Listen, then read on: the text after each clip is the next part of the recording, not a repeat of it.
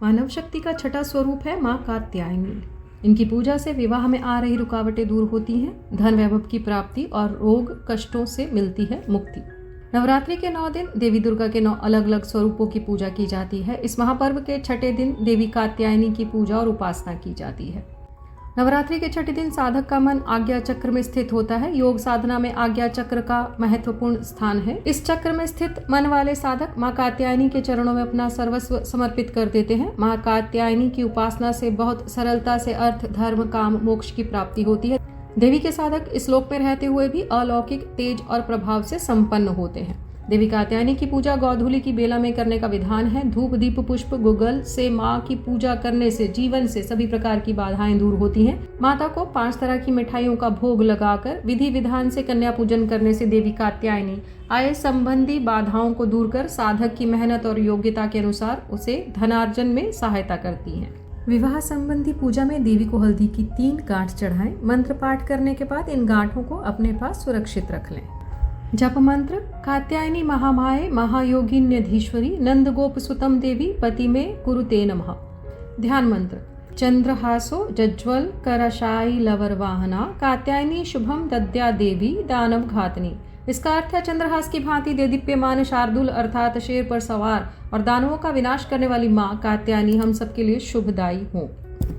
माँ को शहद अर्पित करें। संभव हो तो चांदी या मिट्टी के पात्र में शहद अर्पित करना उत्तम रहता है। इससे साधक का प्रभाव और आकर्षण क्षमता में वृद्धि होती है। देवी कात्यायनी के चित्र या यंत्र पूजन कर पूर्ण श्रद्धा और विश्वास के साथ इन मंत्रों में से किसी एक से 9, 11, 21 या 51 माला का नित्य जाप करें। जप मंत्र है ओम ह्रीं नमः। दूसरा मंत्र है ओम देवी कात्यायने नमः। देवी कात्यायनी के बारे में: माँ दुर्गा के छठे स्वरूप का नाम कात्यायनी है। इनका कात्यायनी नाम पड़ने की कथा इस प्रकार है। कत नामक एक प्रसिद्ध महर्षि थे। उनके पुत्र ऋषि कात्य हुए। इन्हीं कात्य के गोत्र में विश्व प्रसिद्ध महर्षि कात्यायन उत्पन्न हुए थे। इन्होंने भगवती पराम्बरा की उपासना करते हुए बहुत वर्षों तक बहुत कठिन तपस्या की थी। इनकी इच्छा थी कि माँ भगवती उनके घर में पुत्री रूप में जन्म ले। माँ भगवती ने उनकी यह प्रार्थना स्वीकार कर ली थी। कुछ काल पश्चात जब दानव महिषासुर का अत्याचार पृथ्वी पर बहुत बढ़ गया, तब भगवान ब्रह्मा, विष्णु, महेश तीनों ने अपने अपने तेज का अंश देकर महिषासुर के विनाश के लिए एक देवी को उत्पन्न किया।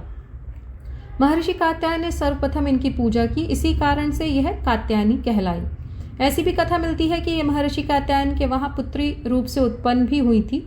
अश्विनी कृष्ण चतुर्दशी को जन्म लेकर शुक्ल सप्तमी, अष्टमी और नवमी तक 3 दिन इन्होंने कात्यायन ऋषि की पूजा ग्रहण कर दशमी को महिषासुर का वध किया था। माँ कात्यायनी अमोघ फलदायिनी है। भगवान कृष्ण को पति रूप में पाने के लिए ब्रज की गोपियों ने इन्हीं की पूजा कालिंदी यानी यमुना के तट पर की थी। ये ब्रजमंडल की अधिष्ठात्री देवी के रूप में प्रतिष्ठित है। इनका स्वरूप अत्यंत ही भव्य और दिव्य है। इनका वर्ण स्वर्ण के समान चमकीला और भास्वर है। इनकी 4 भुजाएं हैं। माताजी का दाहिनी तरफ का ऊपर वाला हाथ अभय मुद्रा में है और नीचे वाला वर मुद्रा में है। बाईं तरफ के ऊपर वाले हाथ में तलवार और नीचे वाले हाथ में कमल पुष्प सुशोभित है। इनका वाहन सिंह है। दुर्गा पूजा के छठे दिन इनके स्वरूप की उपासना की जाती है। उस दिन साधक का मन आज्ञा चक्र में स्थित होता है।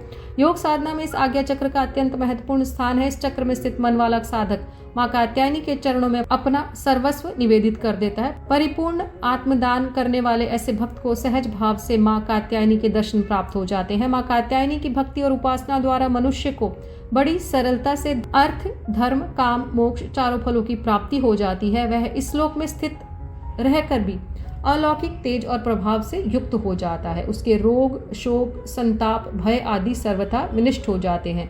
जन्म जन्मांतर के पापों को विनष्ट करने के लिए माँ की उपासना से अधिक सुगम और सरल मार्ग दूसरा नहीं है। इनका उपासक निरंतर इनके सानिध्य में रहकर परम पद का अधिकारी बन जाता है। अतः हमें सर्वतो भावेन माँ के शरणागत होकर उनकी पूजा उपासना के लिए तत्पर रहना चाहिए। सनातन और वैदिक इतिहास से जुड़ने के लिए कृपया इस चैनल को सब्सक्राइब करें। जय माता दी।